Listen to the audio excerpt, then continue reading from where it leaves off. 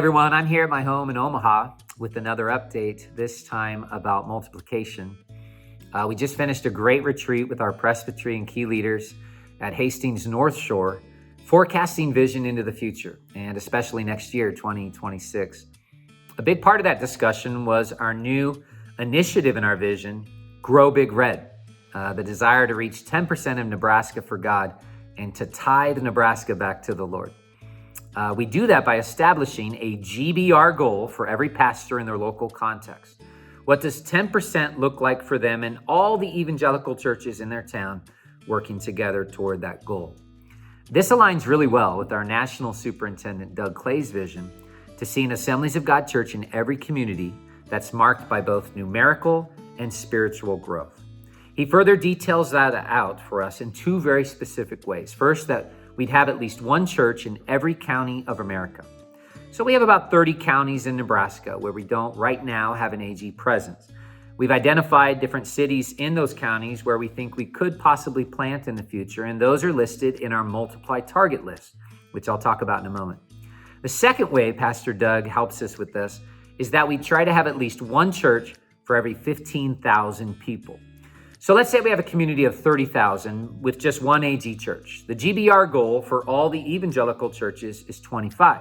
But because of this goal, one for every 15,000 people, our GBR goal for that AG church is actually 50.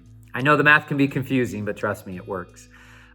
So this multiply target list, this is something the presbytery and I put together, and it has 80 communities that we love to see AG churches and campuses planted in across our network. The top 40 are in places that have a GBR goal, which indicates that at 10%, we could see at least 20 active members in that church. That means it could be a general council church, an autonomous church, which is always the goal with all of our churches. That's a healthy situation. So certainly those top 40 are great multiply targets. But what about the bottom half, the other 40, where they still matter to us, even though they might be in unique situations? And so planting there might take on a more creative measure with models like micro churches, or planting a dinner church, or even partnering with one of the evangelical churches that's on the ground that wants to work with us in our vision and in our network. I love all of these options. So what can you do to be more multiplication oriented? Well, first, it starts with being a healthy minister. Plug into your network group and network events. Don't be isolated. Secondly, all of our ministries need to try to hit that 10% goal, because when you do and eclipse that goal, you position yourself to be a multiplier and to help those near you hit their goals as well.